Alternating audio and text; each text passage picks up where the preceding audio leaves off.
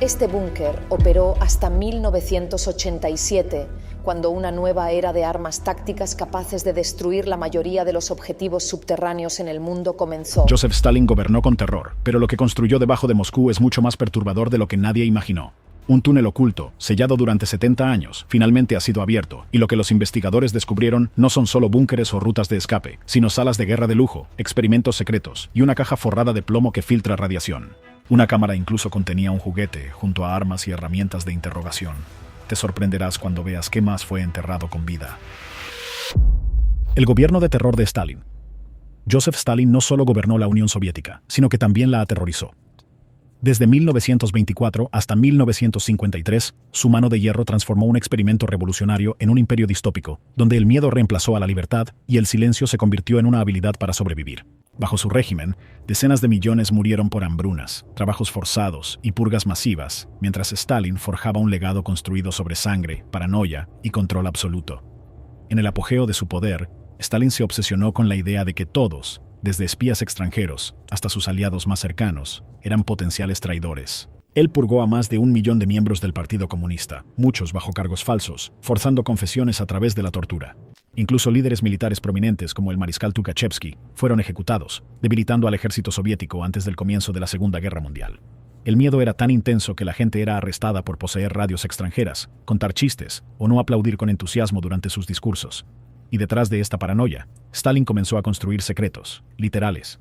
Uno de los rumores más escalofriantes que perduraron durante décadas fue sobre la red subterránea de Stalin, un sistema de búnkeres y túneles ocultos debajo de Moscú, particularmente bajo el Kremlin y los edificios gubernamentales de élite. No eran solo susurros de la Guerra Fría. Documentos desclasificados de la KGB y relatos de primera mano confirman ahora que tales planes no eran solo fantasía. Historiadores y desertores afirmaron que Stalin ordenó la construcción de estos túneles después de 1933, cuando Hitler llegó al poder y la Segunda Guerra Mundial comenzó a parecer inevitable.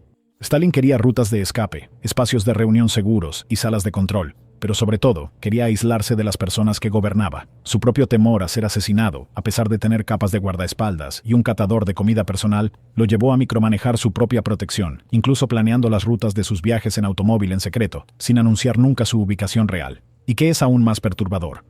Ni siquiera el círculo íntimo de Stalin conocía el diseño completo de estos túneles. Sus guardaespaldas estaban entrenados para nunca hablar de ellos. Según un antiguo desertor soviético entrevistado en el documental de 1992, El legado de Stalin, hubo veces en que el generalísimo desaparecía del Kremlin, solo para aparecer a kilómetros de distancia, como si se hubiera teletransportado. La realidad, pasajes subterráneos. Estos rumores se convirtieron en leyendas tras la muerte de Stalin. Durante años, estos túneles permanecieron sellados y fuera del alcance, incluso para los altos funcionarios soviéticos. Pero no solo fue el miedo lo que los sepultó, sino la vergüenza. La idea de que el gran líder soviético vivía en un estado de pánico constante, construyendo búnkeres bajo su propio pueblo, chocaba con la imagen de Stalin como el inquebrantable padre de la nación. Un historiador de la era soviética escribió una vez: pensábamos que estaba 10 pasos por delante del enemigo, pero estaba 10 pasos bajo tierra, escondiéndose de fantasmas. Y esto es solo el comienzo, porque décadas después, tras la caída de la URSS, esos mismos túneles finalmente serían abiertos. ¿Y qué se encontró dentro? Digamos que los secretos enterrados bajo Moscú sorprendieron incluso a los historiadores más experimentados. El descubrimiento del túnel. Más de 70 años después, una entrada sellada cerca del Kremlin en Moscú fue silenciosamente desatornillada por un equipo de historiadores urbanos postsoviéticos e ingenieros militares. El proyecto comenzó a principios de la década del 2000, cuando una revisión clasificada de la infraestructura del sistema de alcantarillado subterráneo de Moscú llevó a un descubrimiento anómalo, un pasaje reforzado bajo el centro de la ciudad, completamente ajeno a las líneas de servicios públicos. La entrada estaba oculta detrás de capas de hormigón y acero soviético, sin documentación oficial en los registros modernos. Su existencia nunca había sido reconocida públicamente, ni siquiera durante los tiempos soviéticos. Una vez dentro, el equipo descubrió una red multinivel de túneles, cada uno extendiéndose cientos de metros y ramificándose como arterias bajo el núcleo político de la ciudad. La disposición era demasiado deliberada, demasiado ingeniosamente diseñada para ser accidental, y no formaba parte del conocido sistema Metro 2, la línea de ferrocarril subterránea clandestina que se rumorea que sirve al Kremlin y al KGB. Esto era algo más antiguo, algo más personal. El aire estaba cargado de polvo y la temperatura anormalmente fría, sugiriendo que alguna vez estuvieron operativos sistemas de ventilación a escala industrial. A lo largo de las paredes había paneles eléctricos sellados, cajas de comunicación oxidadas y extrañas inscripciones codificadas que los historiadores ahora creen que eran designaciones internas para puntos de salida de emergencia y notas de comunicación. Una cámara tenía letreros escritos en cirílico que decían: Sector de Mando 3, Refugio D6, una designación que no existe en ningún archivo militar soviético abierto. Según documentos descubiertos más tarde en archivos estatales rusos, Stalin había aprobado la expansión de estos túneles durante la Operación Barbarroja en 1941, la invasión nazi de la Unión Soviética, temiendo que la caída de Moscú pudiera ocurrir de la noche a la mañana. En respuesta, se ordenó a los equipos de construcción que excavaran debajo de edificios gubernamentales clave, creando búnkeres de guerra sellados que solo un puñado del Politburó conocía.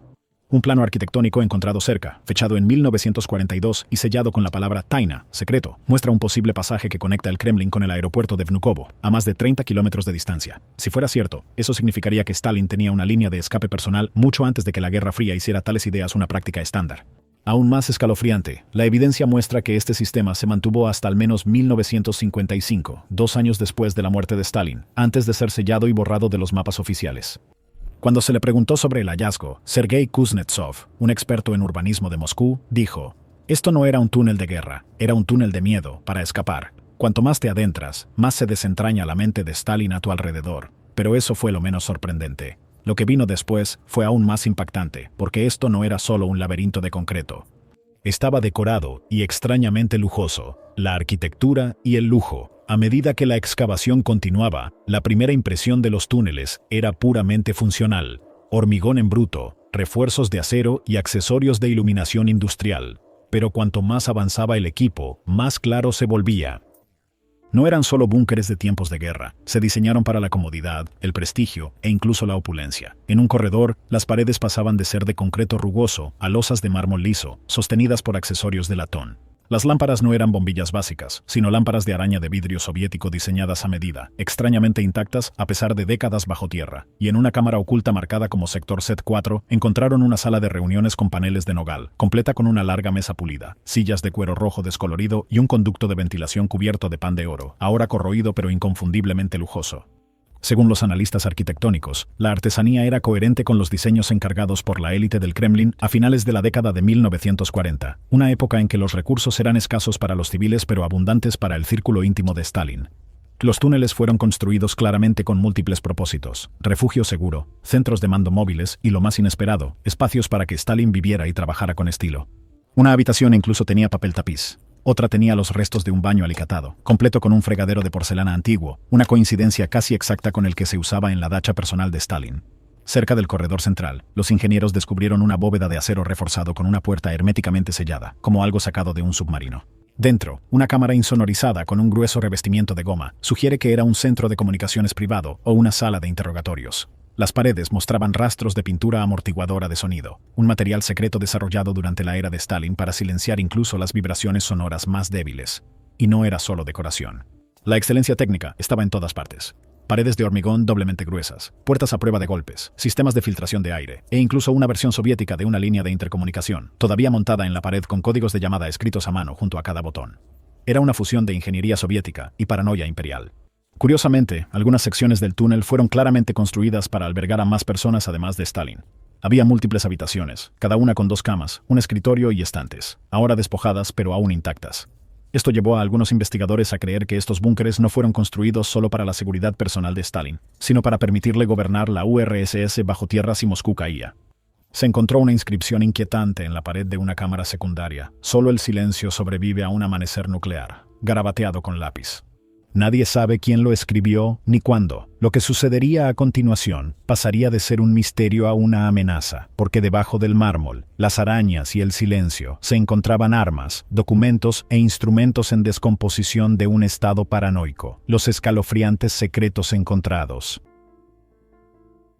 Cuanto más profundizaba el equipo, más cambiaba la atmósfera. En una habitación sellada, cuya puerta estaba oxidada y requería un corte térmico para abrirla, los historiadores encontraron lo que solo podría describirse como un centro de comando privado de tiempos de guerra.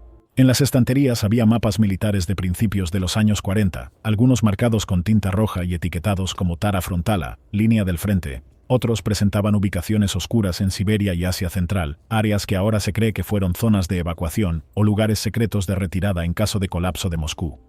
Aún más escalofriantes eran los montones de documentos clasificados en carpetas de archivo en descomposición. Muchos eran ilegibles, consumidos por el tiempo y la humedad, pero algunos estaban preservados. Un archivo estampado como SOV, Secretno, alto secreto, detallaba el Protocolo 6, una retirada inmediata en caso de incursión occidental, delineando cómo los oficiales de alto rango serían evacuados a través de este mismo sistema de túneles. Los documentos incluso contenían nombres y números de código, sugiriendo una lista de individuos priorizados para la supervivencia. En otra bóveda, descubrieron un alijo de armas pequeñas envueltas en tela grasa y guardadas en cajas herméticas. Los números de serie coincidían con las fechas de producción entre 1939 y 1945. Era de guerra, pistolas, rifles y granadas, todos intactos. Cerca había máscaras de gas, cantimploras y latas selladas de raciones de emergencia etiquetadas, para ocupación prolongada de refugio. Y luego vino el hallazgo más inesperado, una estación de relevo de comunicación soviética completa, todavía parcialmente funcional. Cubierto de polvo y telarañas, el cuarto contenía interruptores rotativos, dispositivos de transmisión codificados y un generador de respaldo alimentado por una turbina de manivela. Un historiador señaló la escalofriante realidad. No era solo un búnker, era una fortaleza autosuficiente. Stalin estaba listo para gobernar desde las sombras. En una cámara lateral, encontraron una sala revestida de plomo con sistemas de ventilación como nunca antes vistos en el complejo. Los expertos ahora creen que esto era un refugio a prueba de bombas nucleares diseñado para proteger contra la radiación en caso de una guerra atómica, un miedo real después de que Estados Unidos lanzara bombas sobre Hiroshima y Nagasaki. El búnker estaba equipado con medidores de radiación y dormitorios sellados con múltiples camas, todas orientadas hacia adentro como camillas de hospital en una sala de guerra. El mobiliario en muchas habitaciones fue dejado como si hubiera sido abandonado apresuradamente, con sillas volcadas, archivadores entreabiertos y botas viejas junto a las literas. Era como si los habitantes hubieran sido ordenados a irse repentinamente o simplemente nunca hubieran regresado. En un rincón particularmente inquietante del túnel, los investigadores descubrieron una pizarra con ecuaciones desvaídas y gráficos de radio de explosión dibujados a mano, insinuando simulacros de defensa civil. Pero el toque más humano vino en forma de un juguete de niño, un pequeño oso tallado en madera medio enterrado bajo los escombros, probablemente dejado por alguien que no se suponía debía estar allí. Las teorías varían desde que pertenece a un hijo de un trabajador hasta que una familia de un oficial de alto rango se refugió brevemente bajo tierra. Aún más misterioso fue una caja marcada como Proyecto Perseus, que contenía solo una foto quemada, un par de gafas rotas y un frasco vacío. No existen registros de qué era Perseus. Algunos especulan que fue un protocolo médico secreto. Otros temen que fuera algo más oscuro, tal vez relacionado con experimentos soviéticos sobre la supervivencia a la radiación. Un historiador principal, el Dr. Andrei Mikhailov, lo resumió de la mejor manera. Esto no fue solo protección, fue paranoia, construida en piedra. Y todavía, la mayor revelación estaba por venir, porque aunque estos túneles hablaban mucho sobre la obsesión de Stalin con el secreto y la supervivencia, también exponían la ironía inquietante de sus últimos años. La tecnología oculta que Stalin estaba probando debajo. Justo cuando los historiadores pensaban que las revelaciones habían terminado, una última cámara, más profunda que cualquier otra, reveló una capa de la red de túneles que nadie esperaba. Detrás de una puerta de servicio oxidada, parcialmente derrumbada por décadas de abandono, había una habitación intacta desde principios de los años 50. Dentro había cajas de madera marcadas con el Departamento 6, una antigua división clasificada del NKVD, la policía secreta que precedió a la KGB. Este departamento era conocido por su trabajo en inteligencia militar, armamento experimental y guerra psicológica. Y ahora, con esta cámara abierta por primera vez en 70 años, el laboratorio olvidado reveló sus secretos. Alrededor de las mesas había extraños dispositivos analógicos, algunos parecidos a las primeras computadoras o terminales de comunicación. Los cables seguían conectados, y una máquina soviética de tubos de vacío, posiblemente un prototipo temprano de un dispositivo de interferencia de señales, estaba medio enterrada bajo una lona. En la esquina, encontraron cajas revestidas de plomo etiquetadas como Proyecto Chistota, Proyecto Limpieza, un nombre en clave que nunca había aparecido en ningún archivo soviético hasta ahora. Dentro de las cajas había contadores Geiger de fabricación soviética, todos ajustados a alta sensibilidad, y todos agrupados alrededor de un contenedor metálico del tamaño de una pequeña lonchera, sellado con 3 cierres de hierro. Se detectó una radiación débil cerca de ella, lo que provocó un confinamiento inmediato. El contenedor fue enviado posteriormente a un laboratorio militar bajo estricta supervisión. Su contenido no ha sido divulgado públicamente, lo que alimenta la especulación de que los ingenieros de Stalin estaban probando materiales radiactivos tempranos para fines no militares, como el blindaje de comunicaciones de largo alcance o experimentos de condicionamiento psicológico. Pero no terminó ahí. Los planos encontrados en la pared hacían referencia a generadores de campo de relé magnético, dispositivos destinados a monitorear el movimiento subterráneo, potencialmente diseñados para detectar sabotajes o túneles subterráneos por parte de operativos extranjeros. Si estos dispositivos alguna vez se desplegaran, sugeriría que Stalin temía la infiltración incluso desde abajo. Aún más extraño fue un diario descubierto dentro de un gabinete cerrado, escrito con escritura apresurada por un hombre llamado Dr. Anatoly Sidorov, un físico que una vez se pensó que desapareció en 1951. Sus notas incluían cálculos para la distribución del campo psicotrónico, una pseudociencia de la era de la Guerra Fría que afirmaba que las ondas de radio podían influir en las emociones y el comportamiento humano. Escribió: las fluctuaciones del campo se intensifican bajo la cúpula del túnel. El sujeto informa miedo incluso antes de que se emita el tono. Stalin aprobó más pruebas. Ahora se cree que Stalin pudo haber autorizado pruebas que involucraban experimentos de sonido de baja frecuencia en grandes profundidades subterráneas, diseñadas para ver si los enemigos podían ser mentalmente debilitados o si los leales podían ser condicionados a obedecer de manera aún más ciega. ¿Era ciencia o desesperación? Nadie puede decir con certeza, pero se alinea con el profundo interés de Stalin en el control, no solo del cuerpo, sabes, sino de la mente. Y tal vez ese sea el verdadero legado de esta última cámara oculta. No fue construida para salvar la vida de Stalin. Fue construida para probar los límites del alcance de su poder, incluso bajo tierra. La revelación final. Después de semanas de investigación y crecientes revelaciones, una pregunta resonaba en las mentes de todos los involucrados. ¿Qué impulsó a Stalin a construir todo esto? Los túneles no eran solo una necesidad de tiempos de guerra ni una precaución de la Guerra Fría. Eran la encarnación física de las obsesiones más oscuras de Stalin, con la traición, con el asesinato y con la aniquilación nuclear. Para un hombre que gobernó con control absoluto, estos corredores ocultos revelaron lo poco control que realmente creía tener. En otra cámara, sellada detrás de una puerta blindada de triple cierre, el equipo descubrió lo que creen que era el refugio personal antinuclear de Stalin, más pequeño de lo esperado, con solo una cama, un escritorio y una silla atornillados al suelo. Pero en la pared había un retrato agrietado de Lenin, cubierto de polvo y apenas visible. Junto a él, un calendario detenido en el 1 de marzo de 1953, el día en que Stalin colapsó por un derrame cerebral en su dacha privada. Nunca llegó al túnel. Murió en la superficie, solo, paranoico, y según se informa, pidiendo ayuda que nunca llegó. Esta es la mayor ironía de todo el descubrimiento. Después de construir capas de concreto, acero y secretismo para protegerse de amenazas imaginarias, el final de Stalin fue tranquilo y sin ceremonia. Sus guardias esperaron horas para revisarlo, temiendo ser castigados si lo molestaban. Para cuando lo hicieron, estaba inconsciente, acostado en su propia orina. No había ruta de escape, ni descenso por túneles, ni puesto de mando subterráneo. Muchos historiadores ahora ven estos túneles no como símbolos de fortaleza, sino como un plan del colapso psicológico. Cada mapa, cada corredor, cada esclusa de aire contaba la historia de un hombre que exigía lealtad eterna, pero no confiaba en nadie, ni siquiera en las personas que gobernaba.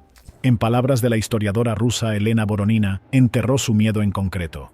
Pero al final, no fue el enemigo lo que venció a Stalin, fue la soledad. La red de túneles recién abierta ahora está siendo documentada y preservada, pero no como un museo del poder, sino como una advertencia, un recordatorio de que incluso el hombre más temido de la historia no pudo escapar de sí mismo.